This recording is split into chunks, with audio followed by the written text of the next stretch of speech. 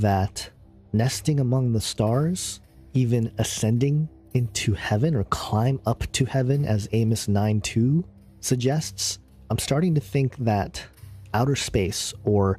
the heavens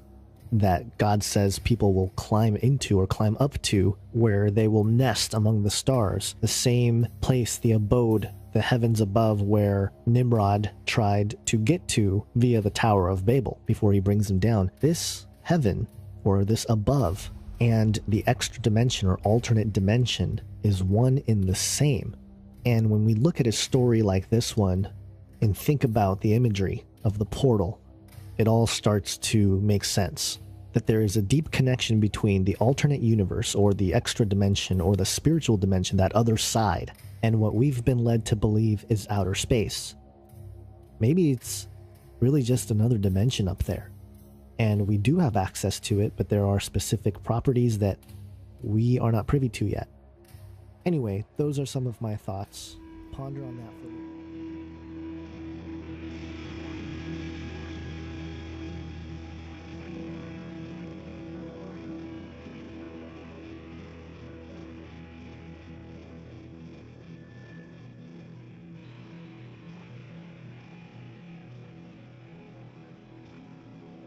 Okay, so I came across this morning, and of course I just had to comment on it briefly because pretty pretty interesting to hear Gans saying this, and not only saying what he says, but the fact that he shows the the well-known picture. I believe was a wood carving, wood block, of the firmament that is so often associated with flat Earth and enclosed cosmology. And that, so whether or not he's fully going to that length at this point, honestly, at this point, I think I'm not even so concerned with, because what he's saying here really for me is kind of one of the most pivotal and interesting points of this whole thing, and it's kind of what I've been talking about ever since I started producing content here, and really just touches on just kind of one of the whole points of contemplating this idea of enclosed biblical cosmology and the implications as far as the spiritual realm, and what they are really trying to do with all these secret projects, whether it's speculations about a secret space program, or CERN and interdimensional portals and all these things, and seeing how these things keep bleeding into each other, and what are all the connections. And for me, honestly, I think I'm at the point where if someone is able to, I mean, if Gans really is just getting to this point where he just can kind of see that there's so many signs that point to what he's saying in terms of the up there being really the dimension, the higher dimensions, the second heaven, then that is huge in my book. And I'm not gonna nitpick over,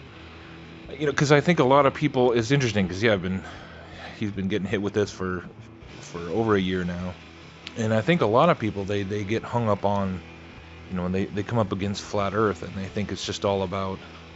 they completely miss all the dimensional aspects of it and all those implications of it. So I don't really know how, but I think a lot of people do, because of just whatever material they encounter first, and it kind of gives them a certain impression of what it's all about. And so that's been something that's been really frustrating to watch, and I've been trying to counteract that in my own little way to try and explore this idea that, because in that first few weeks when I really started taking a serious look at flat Earth, this is just what jumped out at me, was the whole hyperdimensional aspect, and understanding that the connections between the stars and the angelic host and the heavens, and from a biblical perspective, it's just, it's all talking, it's clearly the spiritual realm, and obviously if you get into the book of Enoch, it's just in your face. It's undeniable that you're talking about things on a spiritual dimensional capacity. So yeah, this is pretty crazy that he at least is saying this, and so I want to just affirm that, and hopefully we'll see what kind of develops. But this is very interesting. And again, I think if we just are able to kind of stop and not get crazy dogmatic about pushing a specific model, or pushing a specific, concept that we may have about, what the firmament is made of, or how exactly the four corners work, or all these things, which are great, interesting topics that I love to explore. But I think really in conjunction with, okay, how things tie into the alien deception, just these very sort of foundational concepts of just the spiritual realm and space and that connection. I mean, if people can start to grasp that and explore that and at least ask that question, then that is significant. And for me, I'm really less concerned with just arguing with people over, whether they want to just straight up fully admit the flat earth or not. Obviously I've been pretty convinced there with all the curvature testing and everything else, but it's the implications of it that are really the whole point anyways. So hopefully that makes sense to people, and hopefully that's something that we can all kind of learn to keep in mind as we're dialoguing with people that are really so far along in terms of their understanding of things like the UFO phenomenon and the demonic agenda behind that, and how things fit into the beast system and transhumanism and everything else, right? Interdimensional gateways and portals and stargates and all these things, which, again, in the enclosed cosmology, suddenly just kind of all snap together in this amazing way, which has just been blowing me away ever since I kind of realized it. But I think more and more people are, and obviously we got to remember that people are coming to this from different angles and different perspectives, and they're bringing different, nobody kind of comes at it in the exact same way. And other people are also, if they're more entrenched in, they have years of research that involve space or involve things, it does make it harder for them to let go. And I think this really kind of highlights how we can point out that all that research is not just for nothing, and it's not just all a waste. It's just putting it in a new light, in a new dimension, pardon the pun. And so it really just kind of takes it all into a new, just like he says, we can access parts of it. So whatever they're doing, obviously we all agree that they're sending rockets up there and doing whatever. And maybe, I still go back and forth whether they, it's possible that they might be putting satellites or orbiting around the plane or around in the firmament or whatever. And I don't think that those questions are off the table. But obviously that's still a far cry from going into, space, which even they agree in a heliocentric model that they can't do, even though they supposedly went to the moon. So, yeah, it's what's really interesting is that it makes you realize that for people who are within a biblical, especially like this biblical prophecy kind of approach to things, right? Even within the conventional heliocentric model, there has always been sort of this vague understanding that at some point, even if you believe in, physical planets that are made out of rock and gas and things that are orbiting, and, if you believe in the whole space paradigm,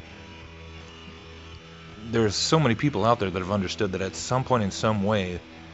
that interfaces with the spiritual realm, and they understand that there's this like thematic connections between planets and the names of gods, and how everything that NASA and even the occult has always been obsessed with the stars and with the planets and with all these things, and they see all these connections, but it's just this very kind of foggy, it's just kind of pushed way out there to where you're not really worrying about like really how that happens. It's just kind of, it's very removed, right? Because the space itself is just so vast and big. So at some point there's an overlap between orbital, all these things orbiting around in space and the spiritual realm, but it's just very unclear and just kind of left, largely left unexplored, and more or less only explored through the approach of the symbolism. And I think what enclosed cosmology does is just take that already existing understanding, but then just brings it all right close up, and that to where to where instead of just it's so far away that you kind of don't think about it. It's right overhead, and you start thinking about the sun, moon, and stars in the firmament being, or however high up they are above our heads, and it just makes it much more immediate and pressing, and to where suddenly you're seeing things that perhaps are physical, but also part, existing in higher spiritual realms, like the stars, and suddenly just opens up this whole kind of new perspective on the interplay between what we would call the physical and spiritual realms, or 3D space-time dimension, and then